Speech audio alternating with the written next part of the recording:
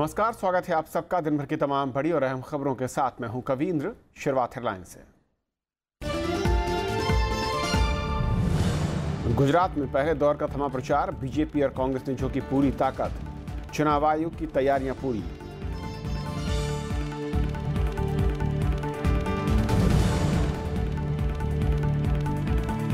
आधार से लिंक करने की समय सीमा 31 मार्च तक बढ़ाने को तैयार हुआ केंद्र। सुप्रीम कोर्ट में दी जानकारी। अगले हफ्ते बनेगा संविधान पीठ।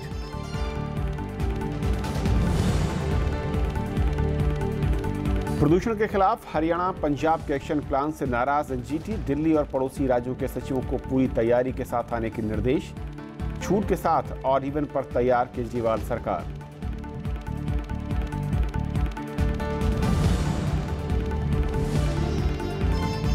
हर नागरिक को मिले समान अधिकार। अंबेडकर अंतर्राष्ट्रीय सेंटर के उद्घाटन पर प्रधानमंत्री का संबोधन। अंबेडकर के सामाजिक और आर्थिक विजन पर अमल का वादा।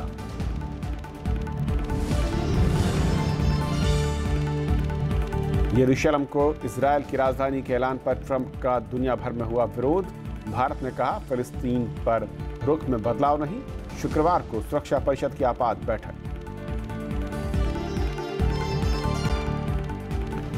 और आइए देखते हैं पहली खबर।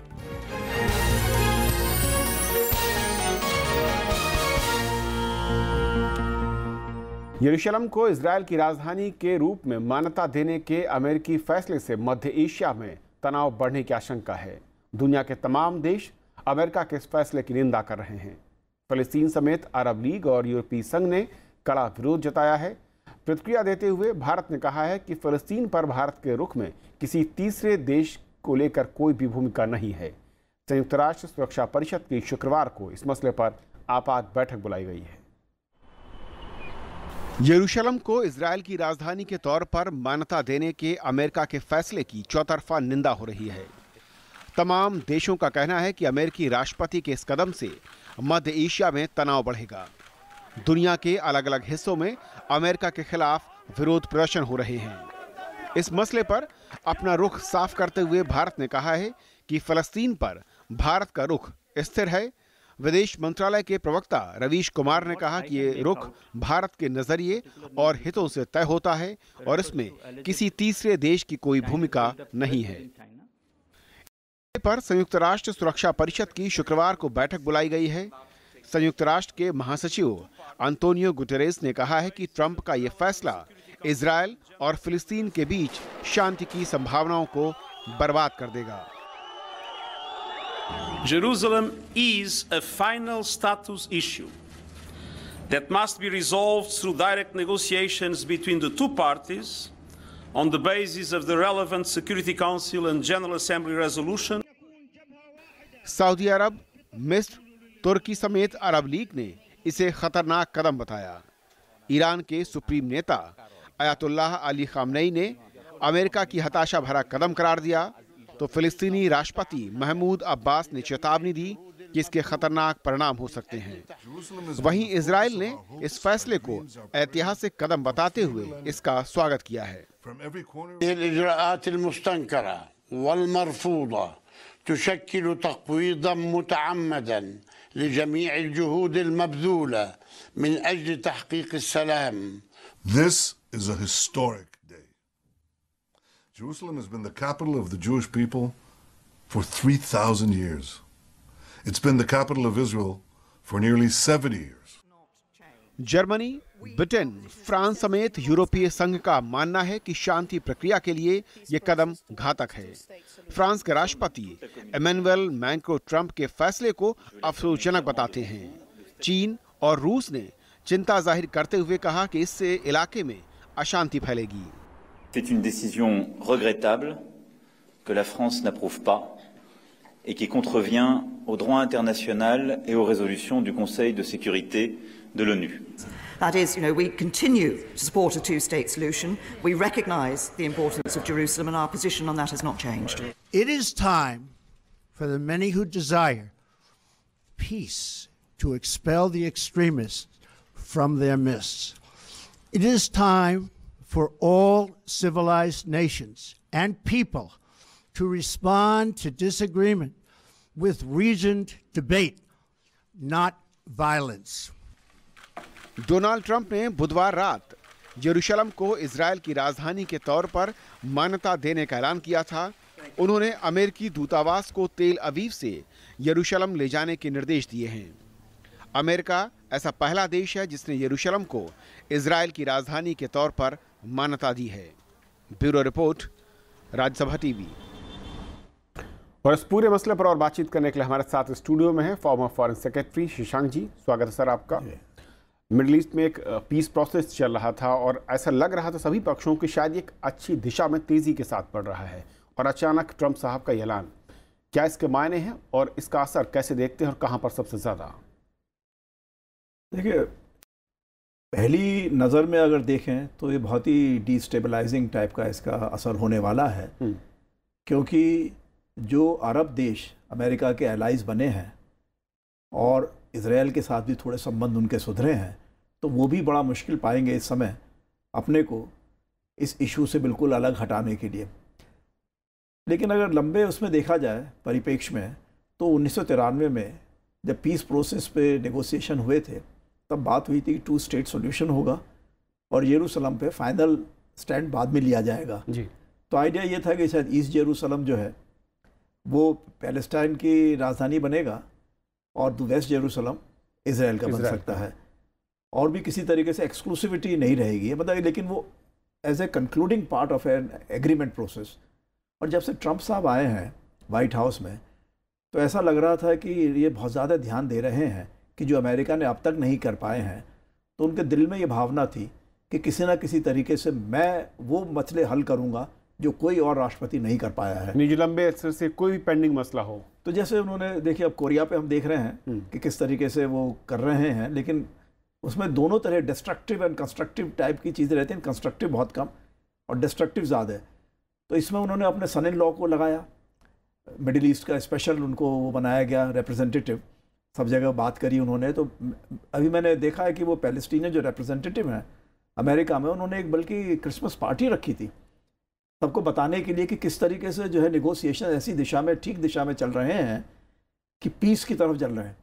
तो मतलब बड़ी उम्मीदें थी, और अचानक ही हम देख रहे हैं कि वो बिना उनको बताया तो शायद है उनको, लेकिन उन्होंने एक तरफा निर्णय ले लिया। उसका मालूम नहीं कि अगला पक्ष क्या होगा, क्या, क्योंकि टाइमिंग बहुत अहम कही जा रही है। सभी लोग ये कह रहे हैं कि अचानक, जैसा आपने कहा कि जब ऐसा लगा था पीस प्रोसेस सही रास्ते पर है, रफ्तार पकड़ रही है, उसको लेकर फंक्शंस हो रहे हैं, पार्टियां दी जा रही हैं, अचानक ट्रंप साहब का ये ऐलान, ये जो टाइमिंग है, क्या कुछ खास मायने इसके हैं? इसके पीछे के कुछ कारण दिखते हैं? पीछे के जो भी कारण हो, एक तो मैं मानता हूँ कारण हो सकता है कि इजराइल में थोड़ा सा भावनाएं सरकार की तरफ से, अगर वो वाकई में लॉन्ग टर्म में पीसफुल रिलेशनशिप में रहना चाहते हैं अपने अरब नेबर्स के साथ में, तो आवश्यक है कि वो 1993 के पीस प्रोसेस को आगे लेकर बढ़ें यरूशलेम पर। लेकिन इस समय जिस तरह से अगर स्ट्रीट्स पे, अरब स्ट्रीट्स पे, अगर वहाँ पर इस तरीके की भावनाएं फैलने वाली हैं जो कि सब अरब गवर्नमेंट्स नहीं संभाल पाएंगी, इस्लामिक गवर्नमेंट्स नहीं संभाल पाएंगी, तो थोड़ी सी मुश्किल आ सकती है। तो लेकिन उसमें जो है हम सोचते हैं कि जल्दी से जल्दी इजराइल को अपना रवैया साफ करना होगा कि ईस्ट यरूशलेम पर वो क्या, किस तरह से आगे बढ़ सकते हैं। तब तो ट्रंप साहब का बाद जो है कंस्ट्रक्टिव पार्ट वो दिखाई देगा, वरना वो अभी तक तो खाली डिस्ट्रक्टिव दिखाई देगा। मुझे लेकिन फिर भी उम्मीद है कि जिस तरीके से वो काम करते हैं तो कुछ ना कुछ करके ज़रूर जाना चाहते हैं। तो मुझे उम्मीद है कि जिस तरीके से उन्होंने अपने जो पहले पॉलिसी डिसीजंस किए थे चुनावों से पहले, करीब करीब शख्स 100% तो नहीं कहूँगा, लेकिन कई मामलों से वो पीछे हट चुके हैं। इसमें जो है वो सोच रहे थे कि पीछे हटना चाहते थे, उनके सारे सिक्योरिटी एडवाइज़र्स सब उनको कह रहे थे कि नहीं, एक बार और साइन कीजिए, लेकिन इस बार उन्होंने साइन किया है। ऐसा नहीं है कि साइन नहीं किया है उसको, वेवर को जी, नेशनल सिक्योरिटी ग्राउंड्स पे कि अभी शिफ्ट कर देना इमीडिएटली, लेकिन उन्होंने कोई टाइम फ्रेम नहीं दिया है एम्बेसी शिफ्ट करने के लिए। खाली ये कहा है कि अच्छा, जो कांग्रेस का डिसीजन है, यूएस कांग्रेस का, उसको हम मानते हैं। और क्या इसे कुछ ये भी कहा जा रहा है कि अरब वर्ल्ड जो है उसमें एक डिवीज़न हो जाएगा? लेकिन साथ साथ अगर भारत के रुख को देखें, साफ कर दिया है जो भारत के प्रवक्ता हैं रवीश जिन्होंने साफ किया है, लेकिन आपकी नज़र में आगे को लेकर स्टैंड यही रहने वाला, क्योंकि इंडिया ने कहा भी है कि किसी भी थर्ड कंट्री उसमें कोई भारत का तो कोई इसमें कोई वो है ही नहीं। बिल्कुल हमने जो अपनी पोजीशंस ली हैं वो पैलेस्टीनियंस के हितों को देखते हुए, भारत के हितों को देखते हुए ली है कि 2 नेशन 2 स्टेट सॉल्यूशन होगा। और भारत के जो है पैलेस्टीन से बड़े अच्छे संबंध रहे हैं, शुरू से संबंध रहे हैं। जब इसराइल के साथ भी हम लोगों ने संबंध बनाया तो पैलेस्टीनियन आराफात जो है भारत आए थे उससे पहले यात्रा, तो वो जो है बहुत अच्छे तरीके से सबको जो हमें कांटेक्ट में रखा गया है। खाली मैं सोचता हूँ कि ट्रंप साहब हो सकता है ये मानते हो कि अरब देशों का इस समय पैलेस्टीनियन इशू में ध्यान थोड़ा कम हो गया है, ईरान के इशू पे थोड़ा बढ़ गया है, और एक यमन में जिस तरह की भावनाएं चल रही हैं हमास के बारे में, तो उस पर ज़्यादा बढ़ गया। तो सोचते हैं कि शायद इस बात से जो है कोई एक रास्ता निकल सकता है। लेकिन मेरे ख्याल से जो अपने साथियों को साथ में लेके नहीं चल पाए, सारे यूरोप के देश जो हैं वो घबरा गए क्योंकि उनके इतने रिफ्यूजीज़ बैठे हुए हैं, तो एक तरीके से वो भी एक्सटेंशन बन गए अरब देशों का। तो अब करें कि ये जो एक स्टेप है कहीं इसका इम्पैक्ट उल्टा हो सकता है। बहुत बहुत शुक्रिया सर इस पूरी चर्चा में शामिल होने के लिए आपका। धन्यवाद। यदि पहली खबर छोटा सा ब्रेक, और ब्रेक के उस पार कुछ और बड़ी खबरें।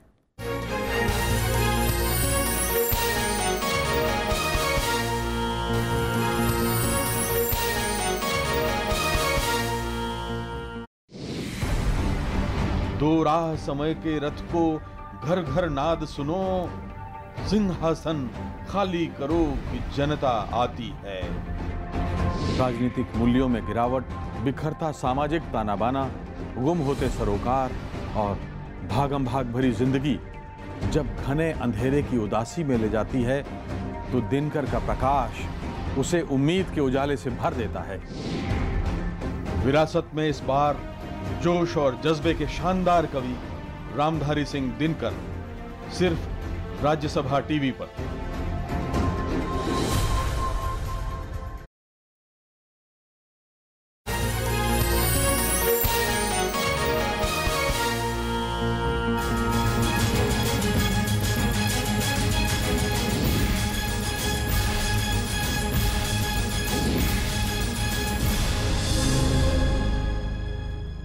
पर बात गुजरात चुनाव की, जहां पर पहले दौर की 89 सीटों के लिए चुनाव प्रचार खत्म हो गया है। प्रधानमंत्री नरेंद्र मोदी और अमित शाह समेत बीजेपी के कई नेताओं ने रैलियां की, तो वहीं कांग्रेस ने प्रेस कॉन्फ्रेंस के जरिए मतदाताओं को साधने की कोशिश की।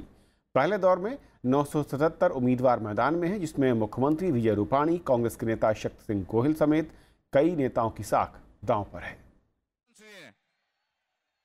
गुजरात में पहले दौर के लिए चुनाव प्रचार गुरुवार शाम थम गया। आखिरी दिन बीजेपी और कांग्रेस के दिग्गज नेताओं ने पूरी ताकत झोंक दी। प्रधानमंत्री नरेंद्र मोदी, पार्टी अध्यक्ष अमित शाह, विदेश मंत्री सुषमा स्वराज और योगी आदित्यनाथ ने चुनावी रैलियां की। सूरत में प्रधानमंत्री ने कहा कि बीजेपी के लिए विकास ही एकमात्र एजेंडा है। आ गुजरात मारू मालिक छे, हिंदुस्तान मारू मालिक छे, અને એને પાઈ પાઈનો હિસાબ આપો, પલ પલનો હિસાબ આપો। અમે લોકશાહીને ભરેલા લોકો છીએ, એટલા માટે આપીએ છીએ।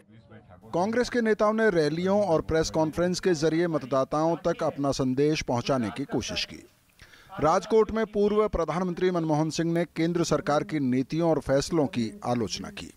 All relevant documents and files related to demonetization in the public domain, the impact on the weaker sections of our society and businesses is far more damaging than any economic indicator can reveal. पहले दौर के प्रचार में विकासवाद बनाम वंशवाद, पाटीदार आरक्षण, GST, नोटबंदी के अलावा धार्मिक मुद्दों का जोर रहा। एजुकेशन के बाद युवा सोचते हैं कि नौकरी मिल जाए तो अच्छा, और सरकार उसमें कुछ करे तो अच्छा। जीएसटी आया, नोटबंदी आया, सब लोग बोल रहे हैं कि उसका बेनिफिट कुछ नहीं हुआ, लेकिन उसका बेनिफिट हुआ है। अपने देश के लिए कुछ करे और उसके लिए जो सच्चे लोग हैं उसको ही वोट दे। गुजरात में पहले दौर में 89 सीटों पर 977 उम्मीदवार चुनाव मैदान में हैं। इनमें 57 महिला प्रत्याशी हैं। इस दौर के दिग्गज उम्मीदवारों की बात करें तो मुख्यमंत्री विजय रूपाणी राजकोट पश्चिम सीट से मैदान में हैं। पर्यटन वन मंत्री गणपत भाई वसावा मंगरौल और कृषि मंत्री चिमन सपारिया जमजोधपुर सीट से चुनाव लड़ रहे हैं। कांग्रेस के दिग्गज नेता शक्ति सिंह गोहिल मांडवी और कांग्रेस के पूर्व प्रदेश अध्यक्ष अर्जुन सिंह मोडवाडिया पोरबंदर से मैदान में हैं। मुख्य मुकाबला बीजेपी और कांग्रेस के बीच है, लेकिन बीएसपी, एनसीपी, आम आदमी पार्टी और शिवसेना ने भी कई सीटों पर उम्मीदवार उतारे हैं। सौराष्ट्र और दक्षिण गुजरात के 19 जिलों की 89 सीटों पर मतदान के लिए चुनाव आयोग ने तैयारियां पूरी कर ली हैं। सुरक्षा व्यवस्था के पुख्ता इंतजाम भी किए गए हैं।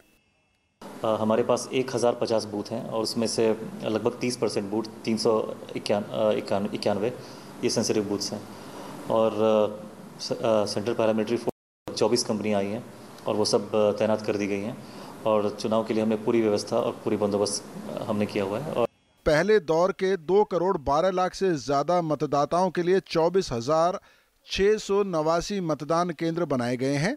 वोटिंग के लिए वीवीपैट से लैस 27,158 ईवीएम की व्यवस्था भी की गई है। पहले चरण का चुनाव प्रचार खत्म होने के बाद अब सभी दलों के राजनेता जनसंपर्क पर अपना ध्यान लगा रहे हैं, लेकिन इस बार जो कुंजी है वो सौराष्ट्र के हाथ में नजर आती है, क्योंकि पाटीदार फैक्टर और ग्रामीण गुजरात में किसान इस बार निर्णायक भूमिका तय कर सकते हैं। और पिछले चुनाव में पहले चरण में 89 में 66 सीटें जहां बीजेपी लेकर आई थी, इस बार उसके लिए इस प्रदर्शन को दोहराना एक चुनौती भी हो सकता है। सौराष्ट्र के जूनागढ़ से कैमरामैन जुनैद के साथ पंचानन मिश्रा, राज्यसभा टीवी। प्रधानमंत्री नरेंद्र मोदी ने कहा है कि केंद्र सरकार डॉक्टर बाबा साहेब अंबेडकर के सामाजिक और आर्थिक विजन पर पूरा अमल कर रही है। प्रधानमंत्री ने दिल्ली में doctor BR Ambedkar international centre के उद्घाटन के मौके पर यह बात कही। उन्होंने कहा कि इस सेंटर से अम्बेडकर के विचारों और शिक्षा को बढ़ावा देने के लिए एक प्रेरणा मिलेगी। साथ ही सामाजिक और आर्थिक मुद्दों पर शोध के लिहाज से ये महत्वपूर्ण होगा। प्रधानमंत्री जी के कर कमलों द्वारा इस भवन प्रधानमंत्री नरेंद्र मोदी ने गुरुवार को दिल्ली में BR अम्बेडकर इंटरनेशनल सेंटर का उद्घाटन किया। इस मौके पर प्रधानमंत्री ने कहा कि उनकी सरकार 3.5 साल में बाबा साहेब के सामाजिक लोकतंत्र के सपने को पूरा करने में जुटी है। कि नई पीढ़ी के लिए ये केंद्र एक वरदान की तरह आया है, जहां पर आकर वो बाबा साहब के विजन को देख सकती हैं, समझ सकती हैं। हमारे देश प्रधानमंत्री मोदी ने कहा कि भीम ऐप के जरिए BR अम्बेडकर के आर्थिक विजन से जुड़ने का काम किया गया है। उन्होंने कहा कि बाबा साहेब से जुड़े स्थलों को तीर्थ की तरह विकसित करने की योजना पर काम किया जा रहा है। दिल्ली के अलीपुर में जिस घर में बाबा साहब का निधन हुआ, वहां डॉक्टर अंबेडकर राष्ट्रीय स्मारक का निर्माण किया जा रहा है।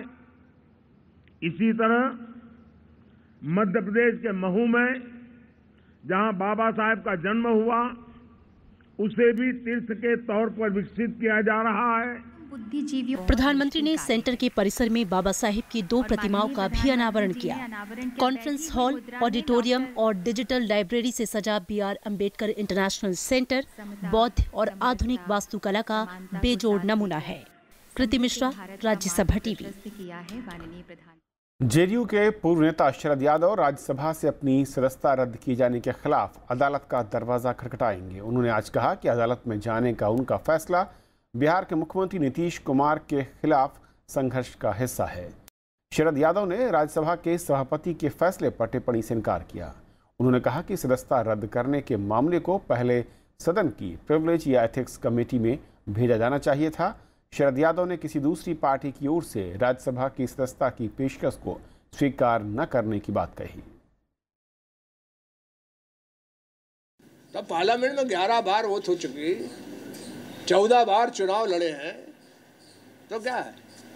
और चुनाव जो एक जगह से नहीं लड़े, 3-3, 4-4 जगह चुनाव लड़े। जहाँ खाली हो जाता वहाँ चले जाते। हाँ, इस बार खाली जहाँ से लोग कह रहे हैं अब इस बार 1.5 साल इसलिए नहीं लड़ेंगे।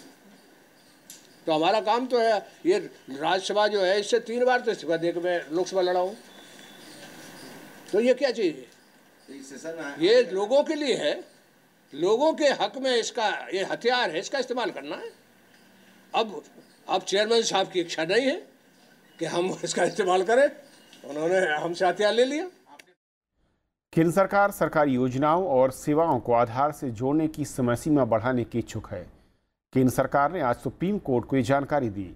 अटॉर्नी जनरल के वेणुगोपाल ने मुख्य न्यायाधीश दीपक मिश्रा की अगुवाई वाली पीठ को बताया कि केंद्र आधार से जोड़ने के लिए निर्धारित 31 दिसंबर की समय सीमा को अगले साल 31 मार्च तक के लिए बढ़ाना चाहते हैं। सुप्रीम कोर्ट आधार को अनिवार्य तौर से जोड़ने के केंद्र के फैसले पर अंतरिम रोक से जुड़ी याचिकाओं पर सुनवाई के लिए अगले सप्ताह 5 सदस्यीय संविधान पीठ का गठन करेगा। हालांकि अटॉर्नी जनरल ने स्पष्ट किया कि मोबाइल सेवाओं को आधार से जोड़ने की समय सीमा अगले साल 6 फरवरी ही रहेगी। अगस्त में सुप्रीम कोर्ट की 9 सदस्यीय संविधान पीठ ने निजता के अधिकार को मौलिक अधिकार करार दिया था। एनजीटी ने प्रदूषण से निपटने के लिए हरियाणा और पंजाब के एक्शन प्लान को नाकाफी बताया है। दोनों राज्यों ने 48 घंटे से अधिक समय तक प्रदूषण होने पर निर्माण कार्य रोकने, अपशिष्ट जलाने, स्कूलों को बंद करना और उद्योगों की निगरानी जैसे कदम उठाने की बात कही। एनजीटी ने 48 घंटे तक के इंतजार करने पर सवाल उठाया। साथ ही दिल्ली, पंजाब, हरियाणा, उत्तर प्रदेश और राजस्थान के सचिवों को पूरी तैयारी के साथ आने के निर्देश दिए। वहीं दिल्ली सरकार की ओर से पेश किए गए प्लान में कुछ लोगों को छूट के साथ ऑड इवन लागू करने की भी बात शामिल थी। दिल्ली सरकार के प्लान पर कल सुनवाई होगी। इससे पहले कल एनजीटी ने दिल्ली सरकार को नया प्लान देने का आदेश दिया था। नेशनल ग्रीन ट्रिब्यूनल ने श्री रविशंकर के वर्ल्ड कल्चरल फेस्टिवल को लेकर अपना फैसला सुना दिया है। यमुना को नुकसान पहुंचाने के मामले में एनजीटी ने आर्ट ऑफ लिविंग और दिल्ली डेवलपमेंट अथॉरिटी दोनों को दोषी माना है। एनजीटी ने कहा कि जो 5 करोड़ रुपए आर्ट ऑफ लिविंग से पहले ही जुर्माने के तौर पर लिए गए, उसे यमुना की जैव विविधता को ठीक करने में खर्च किया जाए, और अगर इस काम में इससे ज़्यादा खर्च आता है तो उसका भुगतान भी श्री रविशंकर की संस्था को ही करना होगा।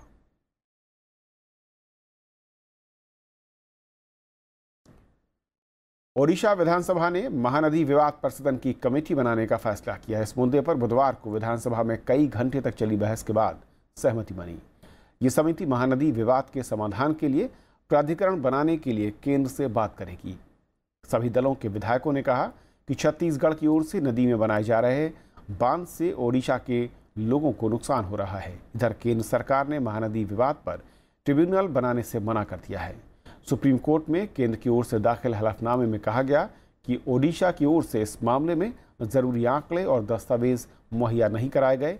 ओडिशा सरकार ने पिछले साल जुलाई में केंद्र के सामने यह मुद्दा उठाते हुए दखल की मांग की।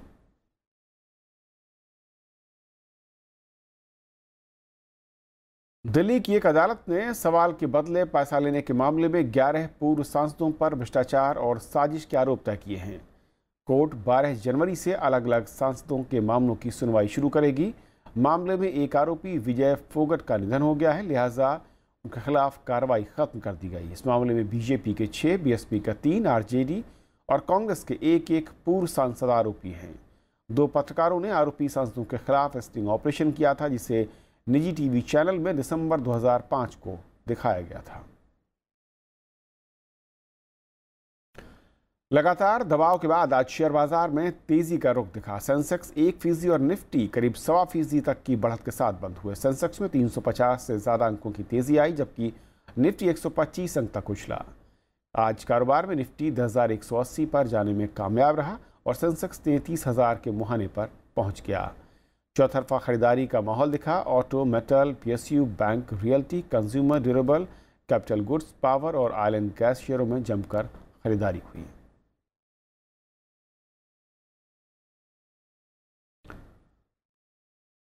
देश भर में आज सशस्त्र सेना झंडा दिवस मनाया जा रहा है और इस मौके पर आज सैन्य अधिकारियों ने उपराष्ट्रपति एम वेंकैया नायडू को झंडा लगाया। उपराष्ट्रपति ने सैनिकों और उनके परिवार वालों को शुभकामनाएं दी। इस मौके पर प्रधानमंत्री नरेंद्र मोदी को भी सेना के अधिकारियों ने झंडा लगाया।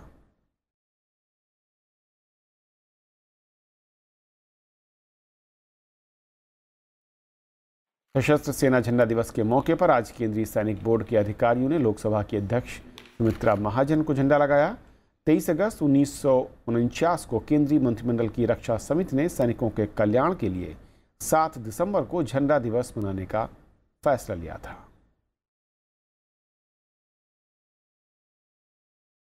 आज ये फ्लैग डे बहुत महत्वपूर्ण है और हम सब ने उनकी उन बातों को, उनके शौर्य को याद रख करके कि वो वहाँ लड़ रहे, इसलिए हम यहाँ खुशहाली का जीवन जी रहे हैं और हमें हमारी खुशहाली से कुछ चीज़ें हमें उनके साथ बांटना है।